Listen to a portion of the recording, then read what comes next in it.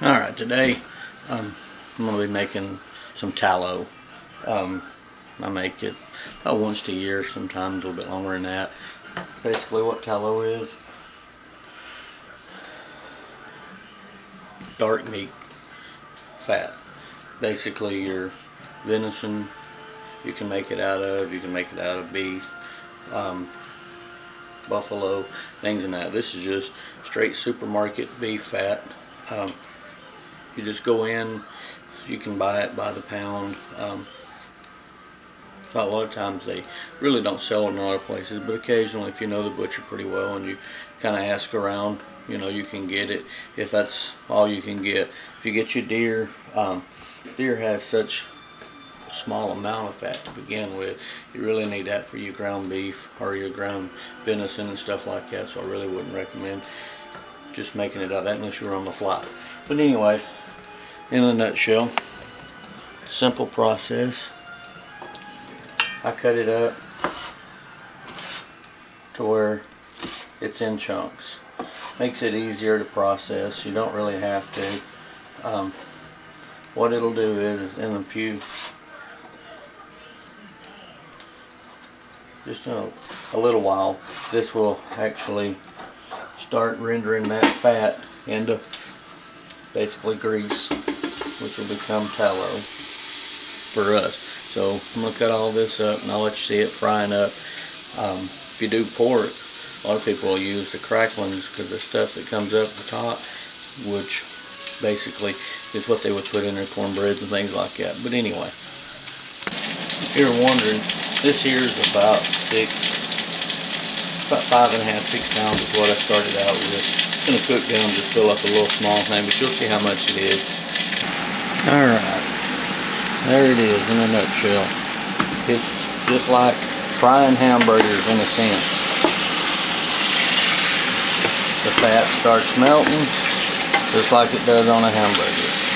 Eventually, whenever the fat is all gone out of it, it's just going to leave the beef or the actual muscle parts. And when that's left, it'll float to the top. Then you can just strain it out. Then you'll be left with tallow. So we'll let this simmer up, let it do its thing, and we'll be back in a few minutes. Another stage of just the rendering it down. Kind of look, you can see the grease is already getting thick in there, or not thick but plentiful, and that grease is basically the tallow. And there's a ton of uses for it. That's all I'm doing. It actually smells good. You can eat it too, because there's a lot of fat in it, but there's also a lot of the meat that's still left in there. But anyway, alright, she's rendered down. All I'm doing, trying to squeeze as much oil out of it too. I don't want to waste a lot of it. There's plenty of it. Scoop it over into the pan.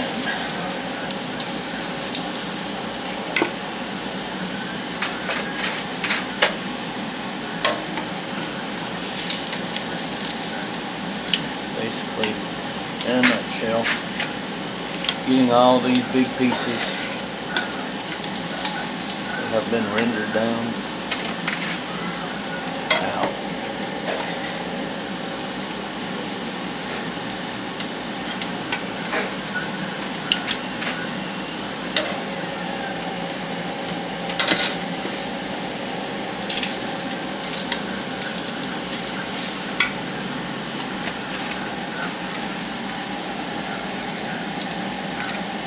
Okay, now that's done, all I'm doing is a strainer, so it kind of gets even more of the impurities out. Not really impurities, but just getting the fat in itself out of it.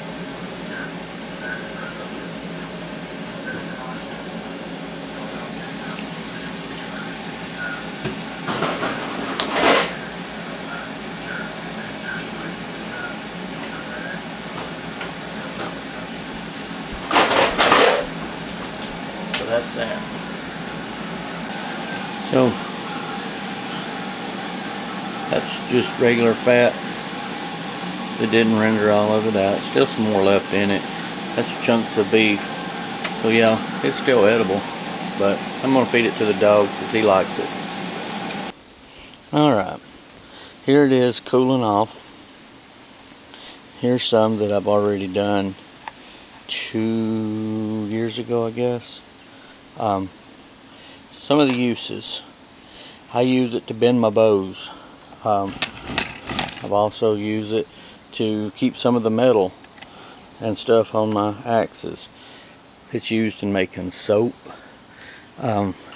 Used for cooking. I mean, you can actually deep fry with that right there. You can make candles out of it. I mean, there's just it's limited. There's just a lot of things that you can actually do with this here. I mean, it's been around for ages. This container here that I've got, it's filled up too. It's still cooling off. What that one there is going to be, or what I'm going to use this here for, that'll be I'm sorry, my backpack. It'll stay in it when I'm out doing stuff or whatever. I always make sure that I have some, so I picked up these little containers and I painted them green just for the fluck of it, and just to see how it would work. I mean, that's pretty much everything. I mean, I keep it around everywhere. It's easy to make. I mean, it's basically, if you can cook, you can do this. So go out and try it.